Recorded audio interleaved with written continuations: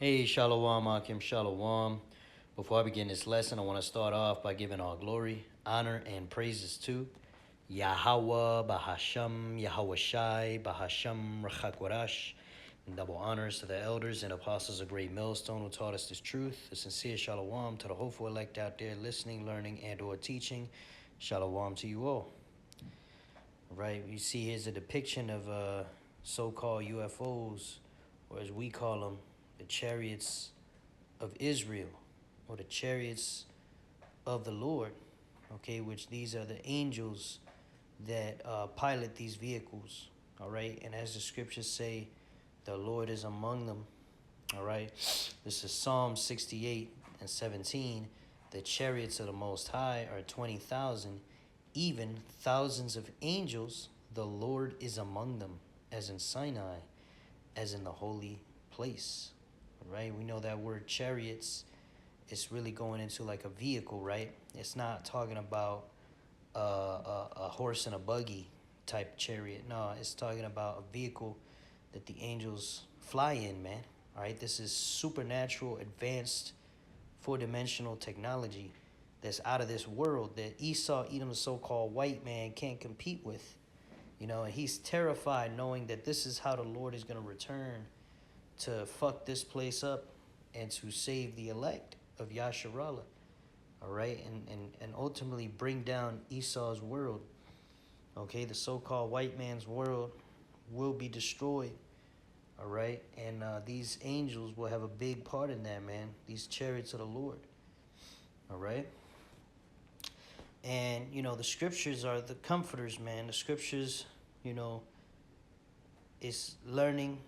Okay, so we can edify, build each other up, and part of building each other up is also giving ourselves that comfort that we need in Babylon, because here in Babylon, you know, these plantation jobs and these financial struggles and, you know, dealing with Esau and dealing with 2/3 of our own people that are wicked as all hell, okay, dealing with these heathens, all right, Jake could get worn out and tired, and, you know, like the scripture says, they will wear the saints of the Most High. They shall wear out the saints of the Most High. Right? Or let's get it real quick. He shall wear out the saints. This is Daniel 7 and 25. And he shall speak great words against the Most High, and shall wear out the saints of the Most High, and think to change times and laws. And they shall be given into his hand until a time and times and the dividing of times. Right, so, you know, this devil Esau, he's wearing out the saints of the Most High, right? Changing times and laws, right? You know, we supposed to go by the moon as far as, you know, months, but Esau got this weird 30-day calendar, 31 days, and then one month has 28 days, but then every 4 years it has to have 29 days. You know, that shit is just unprofitable, man. Daylight savings time, all these different weirdo, you know, timekeeping practices that we never had in the ancient world. All right, and you know, multiple things, man, because we gotta calculate, you know, we gotta look up when the next moon is gonna be and kind of calculate the Sabbaths like that. You know, but everybody should know that. You know, but instead, this devil Esau created his own Gregorian calendar. You know, and he got these crazy jobs and taxing you out the ass. And, you know, sometimes Jake can feel helpless in this world, man, because we're always being targeted. You know, we're the ass of every joke. And, you know, when you in the spirit of humility and doing what's right, you know, according to the scriptures, people of this world are going to hate you, man, because these people are fake as fuck out here. These people, you know, a bunch of gossips and, you know, problem causers, okay? And, you know, but ultimately, man, though these people conspire against us and we may feel helpless at times, you got to understand that the Lord is with us, man. All right, if you're doing what you're supposed to be doing, you have faith in Yahweh Shem Yahweh Shai, the Lord is going to defend you, man. All right? This is Psalms 34, verse 7. The angel of Yahweh encampeth round about them that fear him, and delivereth them. So we know that the angels of the Lord are surrounding us, man. We just can't see them. Okay, but they're there, man.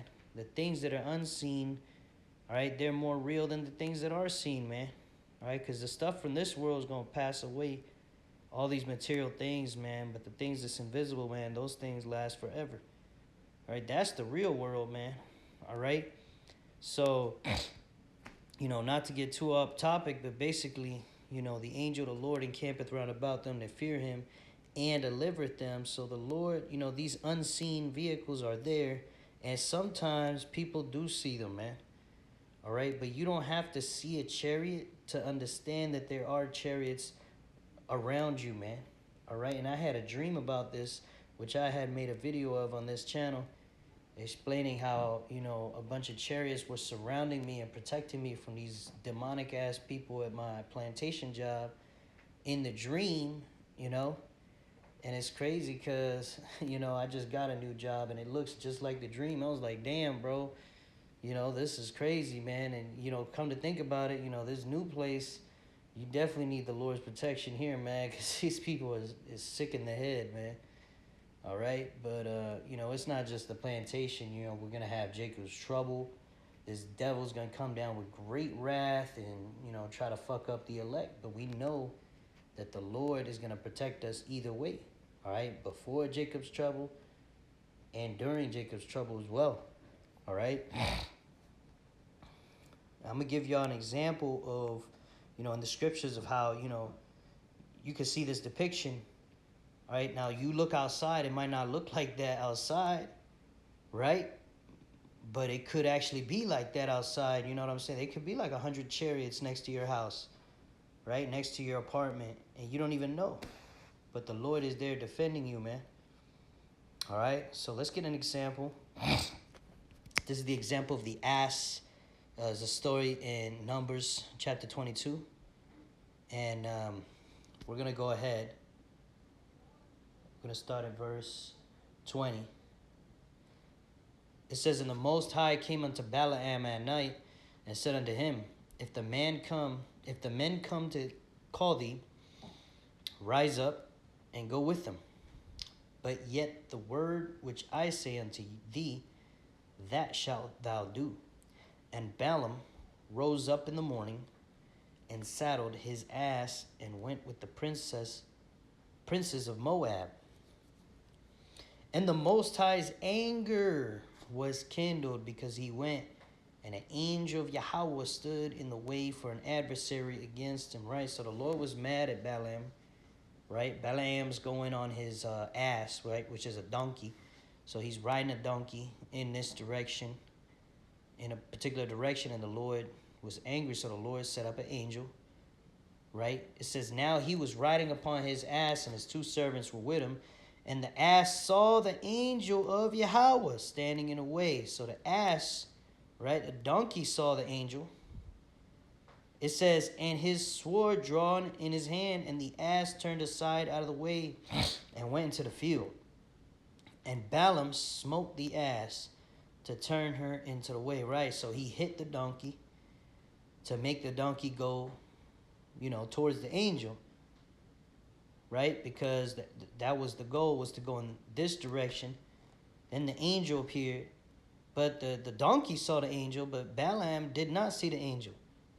Right, so he smacked the donkey. He hit the donkey with something, right? Or he hit the donkey. It says he hit the donkey, and to try to make it go back towards the angel, right, in the original direction they were going in.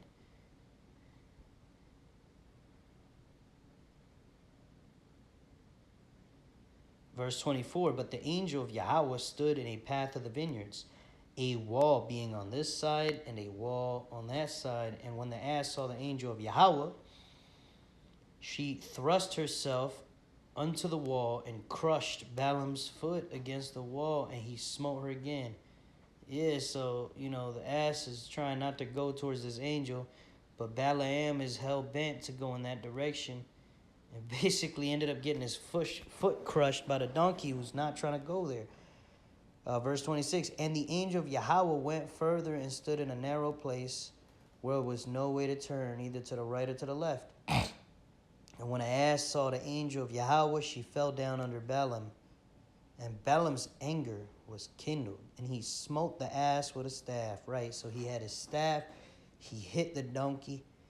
It says, and Yahweh opened the mouth of the ass, right? So the Lord is making the donkey talk now. It says, and she said unto Balaam, what have I done unto thee, that thou hast smitten me these 3 times?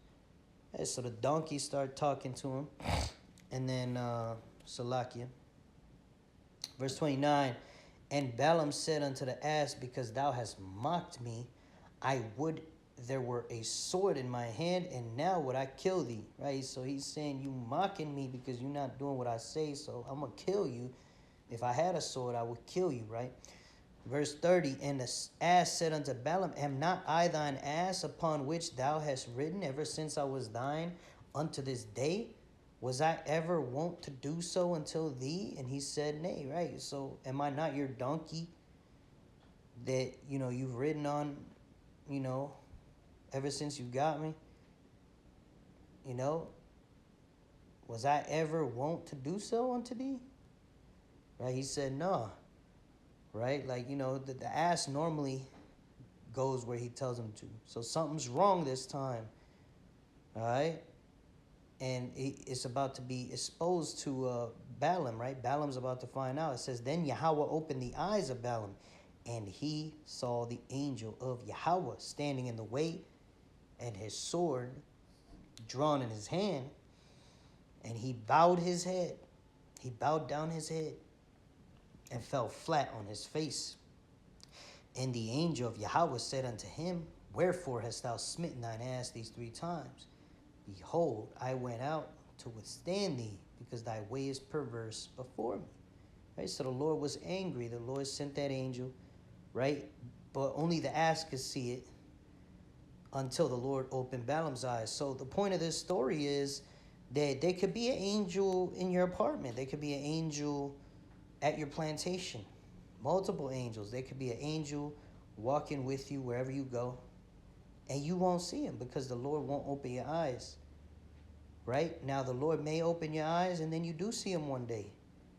Right? Or you look up in the sky, it's clear day, but really there's thousands of chariots up there. All right? And you ain't always going to be able to see it. So that's the point, man. All right? The angel of the Lord encampeth round about them that fear him, and delivereth them. Man, let's get another example. This is 2 Kings chapter 6, verse 14. Therefore sent he thither horses and chariots and a great host, and they came by night and compassed the city about.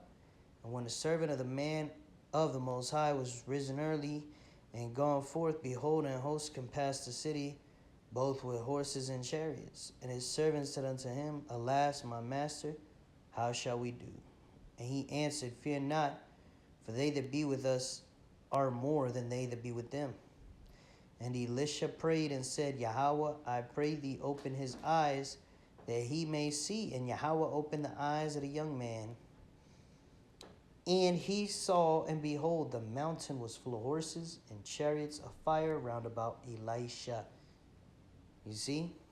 So, hey, don't fear, man, because these chariots and angels are there.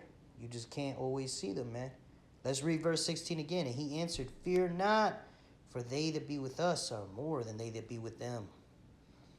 You see, the Lord opened his eyes, and he saw something similar to this, man. Like, oh, damn, yeah, we are being defended, man. All right, let this comfort you, brothers. The Lord is always defending us and protecting us, man.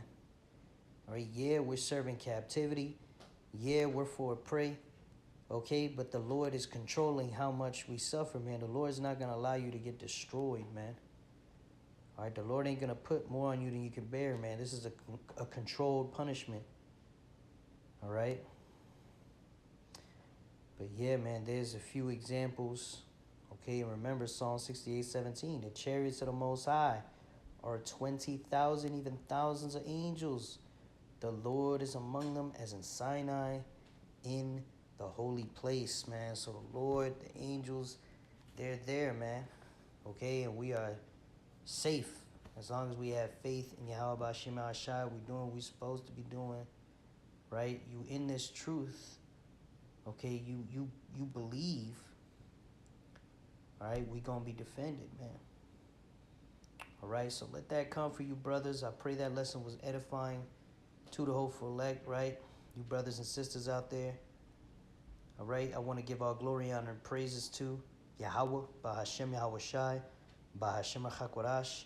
Double honors to the elders and apostles of Great Millstone that taught us this truth and it's sincere. Shalom to the hopeful elect out there, scattered abroad throughout the four corners of the earth.